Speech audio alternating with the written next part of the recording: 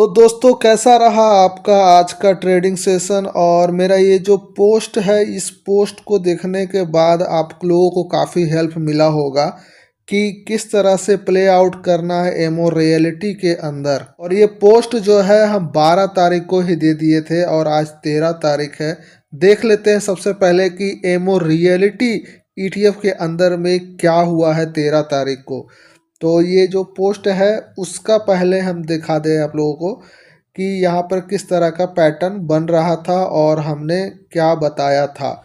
ठीक है, और सेम आप देख सकते हैं यहाँ पे सेम प्ले आउट होता हुआ दिख रहा है। जो हमने इंडिकेट किया था सेम उसी तरीके से प्ले आउट यहाँ पे हुआ है। तो दोस्तों होता क्या है ना कि वीडियो बना देना और बना के लोगों को लच्छेदार ज्ञान देना जरूरी नहीं है। वैल्यू आपके वीडियो में होना चाहिए, या फिर जो आप पे विश्वास करके आपके साथ जुड़ते हैं उनको टाइम टू टाइम अपडेट देने की ज़रूरत है। हाँ, ये अलग बात है कि किसी प्रकार कोई टिप नहीं दिया जा सकता, बट ये है कि एक नॉलेज प्रोवाइड किया जा सकता है। तो यहाँ पे हम जो भी चीज़ें बताएंगे इस वीडियो में वो ओनली फॉर नॉलेज पर्पस के लिए, एजुकेशन पर्पस के लिए होगा। खैर, यहाँ पर जो होना था वो ऑलरेडी हो चुका है। आज हमने अपना टेलीग्राम पे कल ही इसके बारे में बता दिया था। एक्चुअली हमें जाना था ऑफिस और हम वीडियो बना के नहीं बता सकते थे, इसीलिए हमने टेलीग्राम में बता दिया।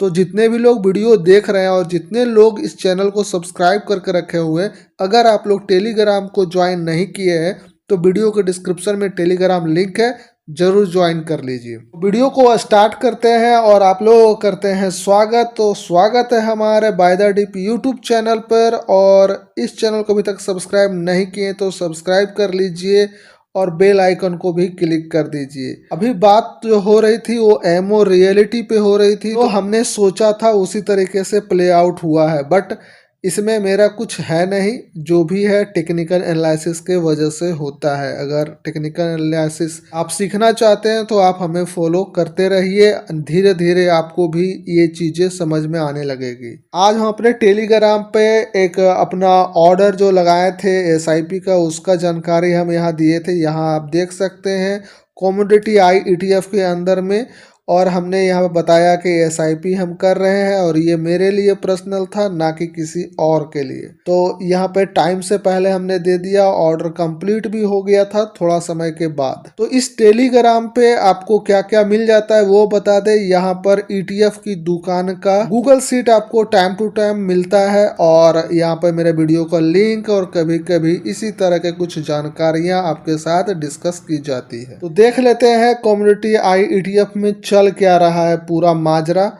तो यहाँ पे सबसे पहले इसके हम रंग को बदल देते हैं, और ये रहा मेरे सामने इसका हस्तरेखा। इसके हस्तरेखा से हम समझते हैं कि आगे क्या होगा। तो जैसा मार्केट का सिचुएशन चल रहा है कि मार्केट धड़ाधड़ अपना लो पे लो लगाया जा रहा है। लो मतलब कानून नहीं, डिप पे डिप लगाया जा रहा है। तो खैर कोई बात नहीं, जितना डिप लगाए उतना ज़्यादा अच्छा है, और धीरे धीरे एक्यूमुलेट करने की कोशिश हम लोग करेंगे। जो चीज़ें छूट गई थी, बहुत ज़्यादा हाई पर हम लोग ले रखे थे, आज उसे धीरे धीरे एवरेज कर रहे हैं। तो एवरेज करने का भी एक कंडीशन है, उसे हम कभी किसी और वीडियो में डिस्कस करेंगे आने वाले।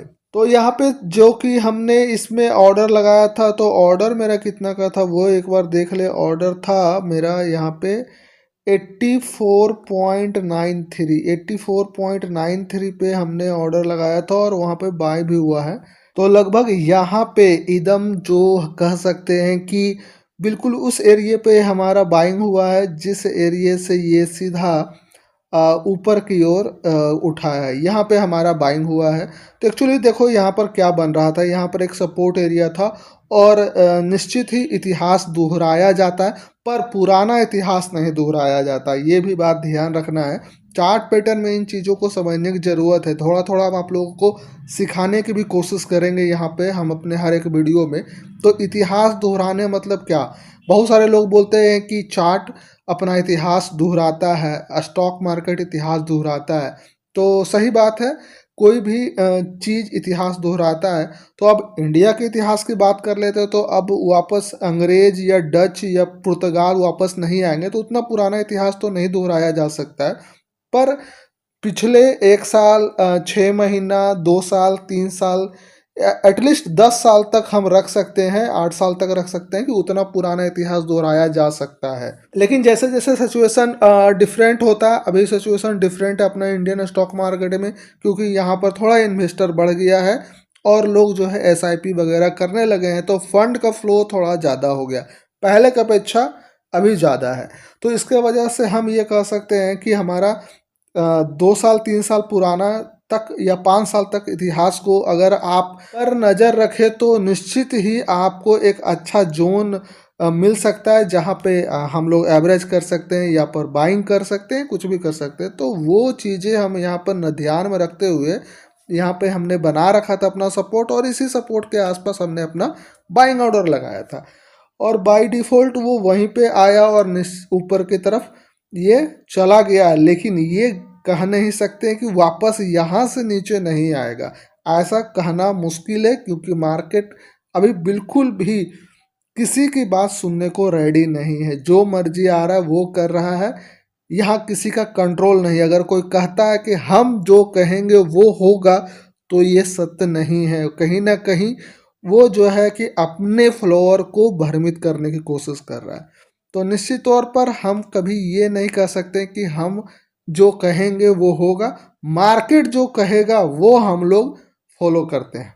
तो इस पे नेक्स्ट सिनेरियो क्या बना, नेक्स्ट सिनेरियो हमारा इस तरह से हमें दिख रहा है कि यहाँ तो आया है, अगर गलती से ये वापस नीचे आए, ठीक है, हो सकता है यहाँ से रीटेस्ट करे इस तरह से, ठीक है, और उसके बाद जो है कि ये यहाँ रिटेस्ट करने के बाद कुछ समय तक रुके और नीचे भी आ सकता है, कुछ भी हो सकता है, ठीक है। तो इसके लिए भी तैयार रहने की ज़रूरत है, क्योंकि मार्केट है, मार्केट किसी का आज नहीं सुन रहा है। तो मेरा जो नेक्स्ट बाइंग होगा वो होगा इसके आसपास, और प्राइस हो सकता है जो हम मेरे सामने निकल के आ रहा है वो निकल के आ रहा है 80.44 से लेकर 78.06 के बीच में। तो यहाँ इसका एक सेकेंड बाइंग मुझे दिख रहा है, तो यहाँ पे हम तैयारी करके रहेंगे। और नहीं तो एटलीस्ट एक छोटा सा यहाँ पे हमें एक और सपोर्ट मिला अभी वीडियो बनाने से पहले, तो इस एरिए पे ज़्यादा हमें फोकस करना होगा। 75.96 ये मेरे हिसाब से ठीक है, क्योंकि जो हम एवरेज करते हैं उस हिसाब से यहाँ ठीक है। तो हम यहीं पे 75.96 आया तो ठीक है, नहीं आया तो भैया प्रॉफिट बुक करवाओ सीधा। तो हम 75.96 पर रहेंगे टिके हुए। ये एरिया को हम अभी फ़िलहाल इग्नोर करके चलते, आना होगा, आएगा, कोई दिक्कत नहीं है, लेकिन यहाँ तक एटलीस्ट आए, 75.96 पे आए तो हम बाई करेंगे, नहीं तो नहीं करेंगे। बाकी जो होना है वो देखा जाएगा। होल्ड करना है, मुनाफे में ही बेचना है हमें।